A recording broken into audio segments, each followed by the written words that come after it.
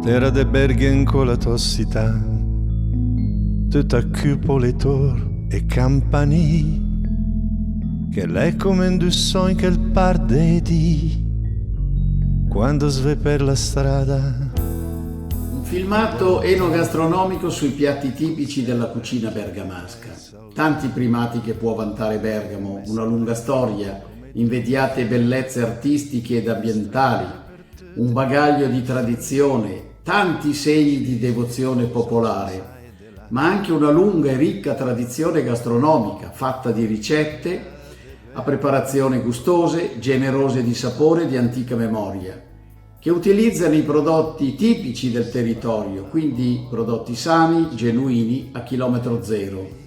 Quest'anno l'Ente Bergamaschi nel Mondo ha lanciato il progetto Il Ponte delle Radici Bergamasche, un progetto finanziato da Regione Lombardia con legge 9 del 2024. Questo per promuovere il territorio bergamasco mediante una rinnovata modalità di fare turismo, quello di prossimità. Una visione di turismo sostenibile, ancorato alle peculiarità territoriali, che punta a richiamare i bergamaschi che vivono all'estero, i nostri emigranti storici, ma anche tutti i loro discendenti di seconda, di terza e altre generazioni. Tante le iniziative e le attività in programma, fra queste un filmato enogastronomico sui piatti tipici della cucina bergamasca. Anche la cucina, le tradizioni della tavola bergamasca possono attrarre flussi turistici, stimolando gli immigranti a diventare dei turisti di ritorno, per scoprire e riscoprire quello che le mamme o le nonne erano solite presentare a tavola, in particolare nei giorni di domenica o di festa. Piatti della tradizione legati ai prodotti della terra e al territorio, piatti semplici ma saporiti e sostanziosi, che nascono per necessità, arrivano dalla cultura contadina, dalla cultura popolare e rispecchiano il meglio della gastronomia bergamasca. Ricette perfette per essere replicate in casa, sia in Bergamasca, in Lombardia, come all'estero, da parte di tutti i nostri bergamaschi e amici dei bergamaschi nel mondo. Residenti a Buenos Aires, Argentina, la Beata Vergine che nel santuario della Cornabusa Dos parlamo alla egia per capis e veste noie più desmentegate terra meado che sparla alla egia per capis colato preso lana e il corno stella che il parchi porta il cœur in paradis dove mai che speltro ha terra più bella ma dove che spel mai trova una terra. Dobbiamo ricordare che nella provincia di Bergamo c'erano tante famiglie povere che tra l'altro molto numerose, famiglie da 10-12 componenti e questo qua ci obbligava che la cucina bergamasca era una cucina povera.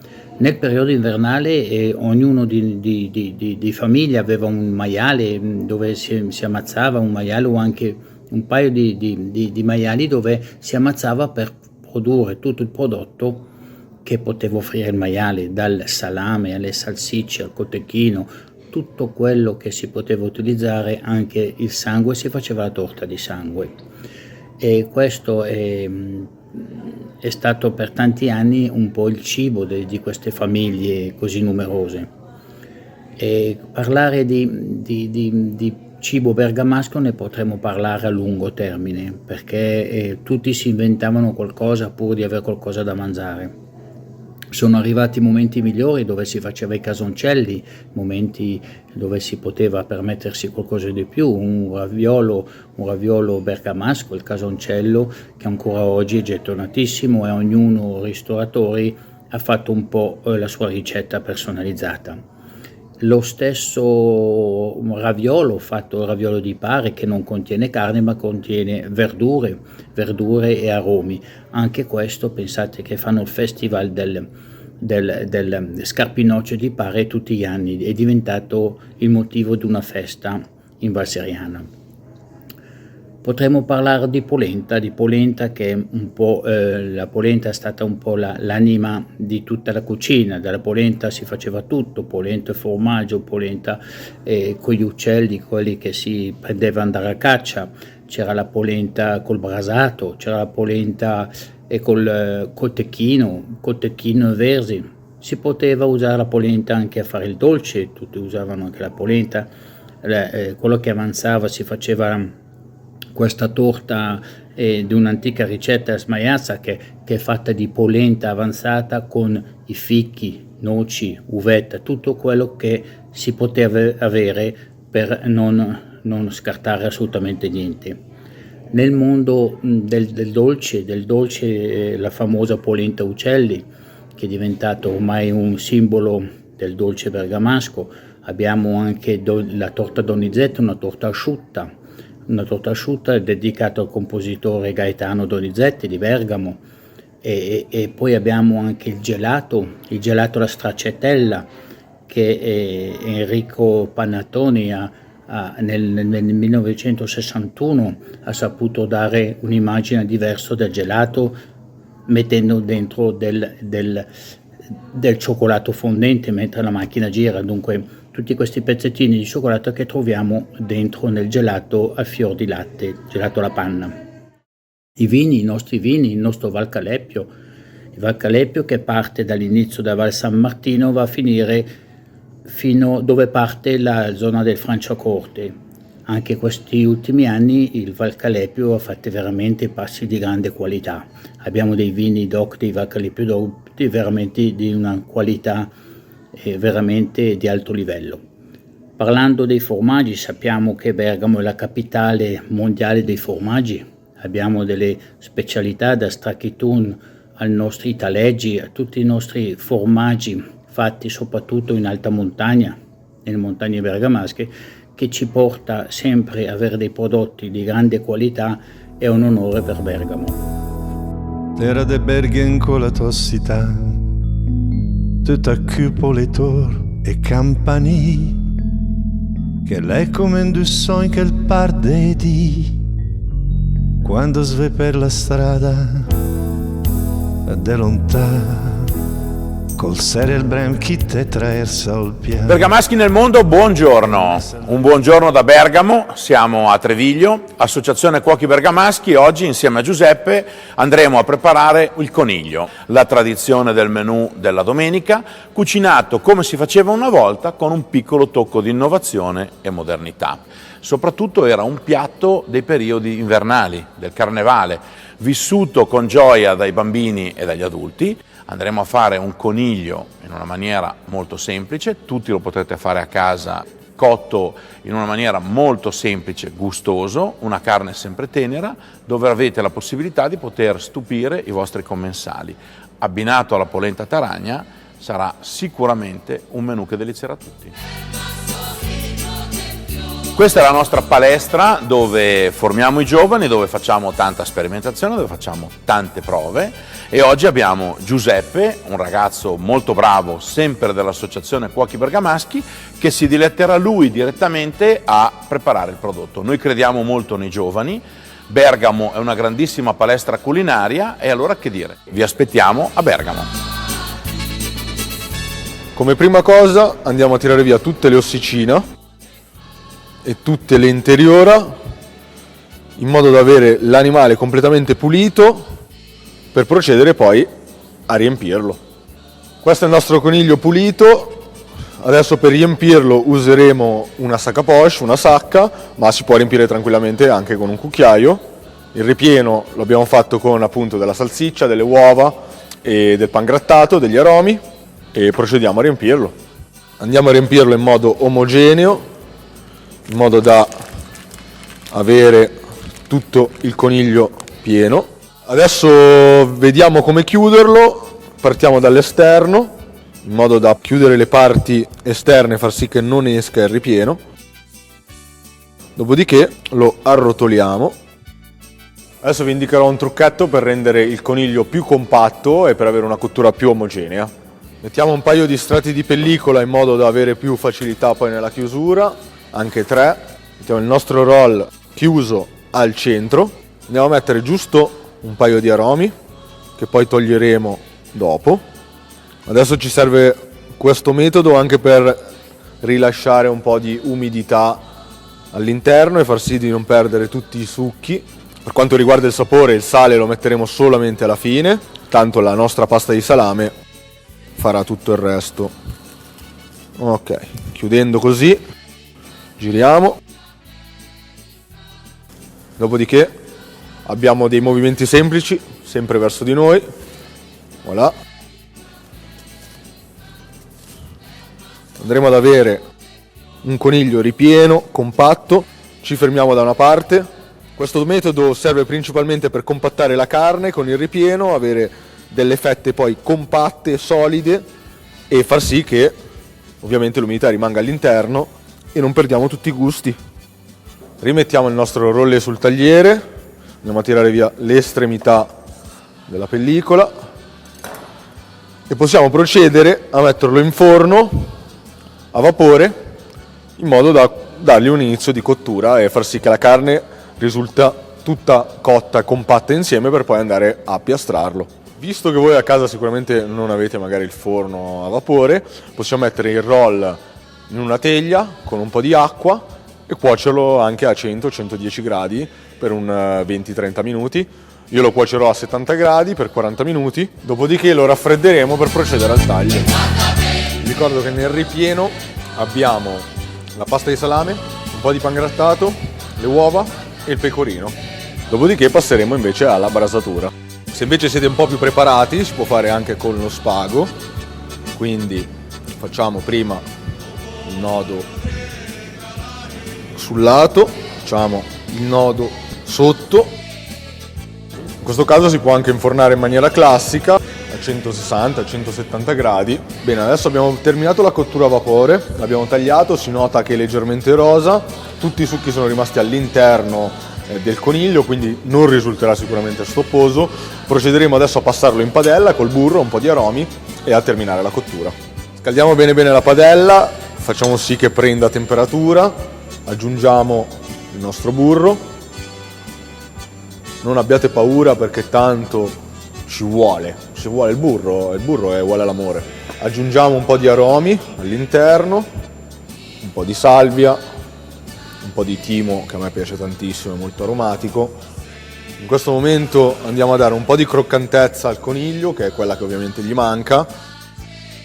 Adesso andiamo a scaldare bene bene il burro, a fare la cosiddetta reazione di Maillard e quindi a far sì che tutto diventi bello croccante. Quindi a muoverlo poco perché è molto morbido, è compatto ma è molto morbido. Adesso lui inizierà a soffriggere. Ogni tanto con il burro caldo andiamo a bagnarlo sopra. Girate anche dall'altra parte in modo da dare la parte croccante anche nell'altro senso.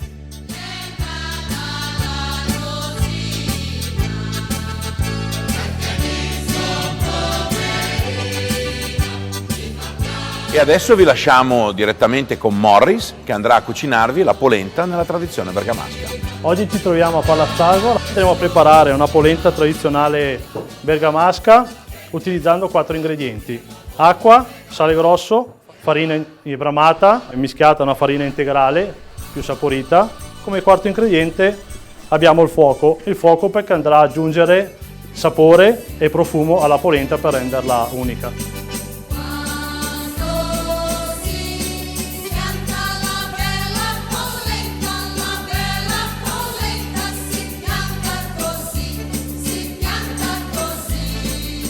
Oggi ho il piacere di avere con me degli amici che mi seguono sempre in tutti i miei progetti, in particolare Emanuele Toffanin, che fa parte anche lui del direttivo dell'Associazione Cuochi Bergamaschi, è un grosso sostegno per noi, e poi abbiamo l'amico Sergio Solazzi, Gran Maestro dell'Ordine dei Cavalieri della Polenta. Ciao a tutti, sono Sergio Solazzi, sono il Gran Maestro dei Cavalieri dell'Ordine della Polenta di Bergamo. Dal 2016 che faccio parte di questo sodalizio, ho percorso tutte le tappe da socio, da cavaliere, da consigliere, e da 3 anni a questa parte ho avuto l'onore di sostituire il Gran Maestro emerito Mario Lameri. È un onore averlo qua con me oggi. Oggi ci racconterà di cos'è l'Ordine dei Cavalieri della Polenta, cosa rappresenta la polenta per questo gruppo, e ci racconterà qualche curiosità, qualche aneddoto su questo alimento così povero ma allo stesso tempo così ricco.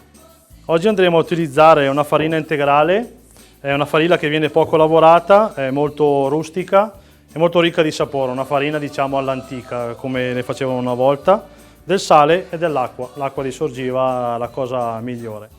Importante per la polenta è l'uso del menac, del bastone, che viene utilizzato per tutta la durata della cottura della polenta, viene mescolata di tanto in tanto dal basso verso l'alto. Sono procedimenti fondamentali per far sì che la polenta non abbia grumi. La polenta che abbiamo preparato oggi, in questa ricetta abbiamo 4 litri di acqua, 1 chilo di farina rustica e il sale. L'ingrediente segreto, come dicevamo prima, è il fuoco, che in questo caso, oltre a dare calore, un bel calore per cuocere la polenta, dà anche profumo e sapore per rendere una polenta unica, come la facevano una volta. Il tempo di cottura della polenta di base stiamo intorno a un'ora, poi man mano bisogna assaggiarla a sapore come la si vuole, un po' più morbida, un po' più dura, un po' più soda. Mio papà diceva la polenta te deve girare anche il bastù, così si gira e si tira e rimane tutta bella dello stesso colore e non si formano mai grumi. Innanzitutto parliamo del sale, ingrediente fondamentale per la polenta. Non c'è una quantità ben precisa, ma andremo ad aggiungerlo tanto o meno in base poi all'utilizzo che faremo della polenta cotta. Se l'abbineremo a dei formaggi molto più saporiti o delle carni delicate.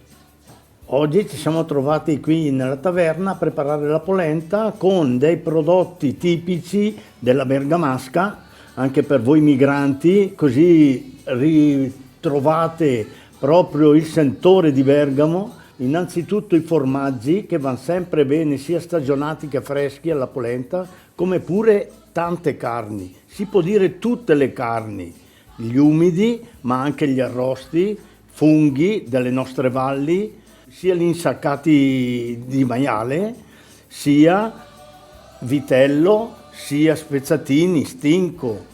La polenta è sempre ben accetta. A tutti gli amici bergamaschi in casa e nel mondo, adesso vi svelerò 2 trucchi per fare la polenta al meglio. Una cosa importante è mai coprire la polenta, lasciarla sempre aperta e continuare a girarla. Di tanto in tanto la polenta è una ricetta importante che non va mai abbandonata. Ho avuto l'onore di nominarlo a settembre ambasciatore della polenta e questo gli ha portato bene, perché è andato in Texas nel nome della polenta a presentare agli amici texani e al mondo intero cos'è la polenta bergamasca. E lascio la parola a Morris per raccontare cos'è successo. Come prima missione da neomigrante, come ambasciatore della polenta, sono stato a San Antonio in Texas durante il festival Pueblo del Maíz, dove ho cucinato una polenta taragna di fronte a quasi 300 persone, è stato un successo. Ora lascio la parola all'amico Sergio che vi racconterà cos'è l'Ordine dei Cavalieri della Polenta, come nasce e qual è il suo obiettivo. Nel 1976 20 amici si ritrovano nel comune di Spirano e con in mezzo al tavolo un tagliere con solo polenta fumante e fondano l'Ordine dei Cavalieri della Polenta con lo scopo di promuovere, ravvivare e mantenere le tradizioni della polenta, piatto dei poveri che per tantissimi anni hanno sfamato gli italiani e non solo. Per cui se devo invitare, cari amici, venite a Bergamo e mangiate la polenta bergamasca. La polenta è pronta, calda e fumante come deve essere. È pronta per abbinarci ogni tipo di formaggio, locale, bergamasco soprattutto, e anche le nostre carni. E anche la selvaggina è un ottimo abbinamento con la nostra polenta.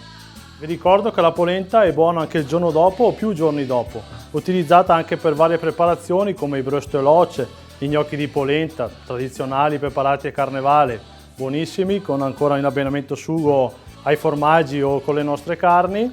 Con la polenta prepariamo anche dei fantastici schisceux dolci, ripieni con un cubetto di cioccolato fondente, almeno oltre il 70%, e una piccola spolverata di cannella. È un dolce fantastico. Con la polenta non può mancare un ottimo bicchiere di vino rosso e con questo chiudiamo. Facciamo un brindisi a voi e a tutti i bergamaschi nel mondo. Sura, Sota, Nac, Endre, in bocca, salute!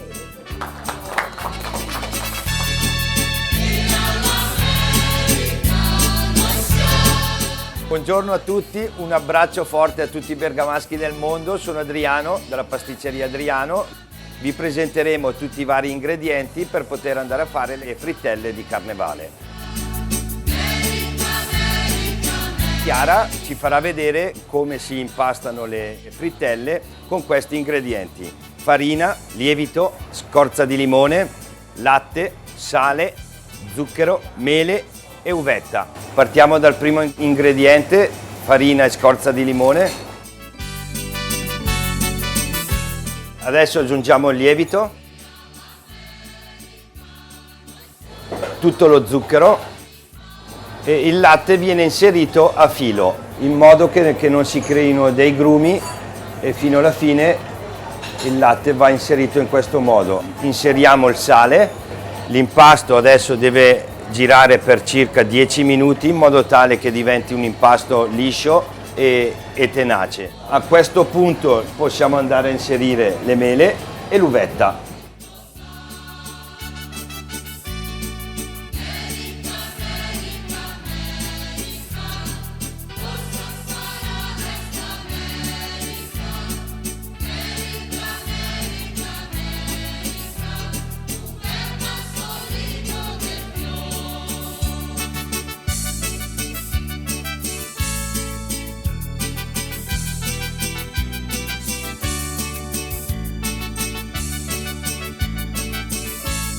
A questo punto frittelle fritte, sgocciolate dall'olio, passate su carta assorbente, le copriamo di zucchero e le nostre frittelle sono pronte.